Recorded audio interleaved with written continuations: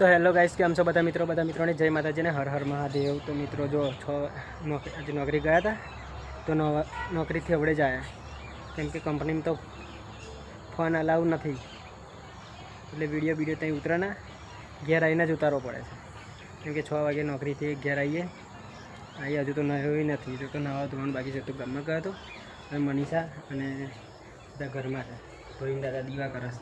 ચાલો મનીષા બતાવવું પડે છે। જો મનીષા છે ને એ રહી તે ખાવા બનાવવા લાગે। તો ગાઈસ જો મનીષા શાક સમારસ અને ભયુંનું વળસ, ભયુંને મારસ। કેમ મારસ ભયું? હે મને હે રે મગજ હટાવે એટલે આપી પડે ભયું અકરાય ને મનીષાને એટલે ભયુંને મારસ ગયા।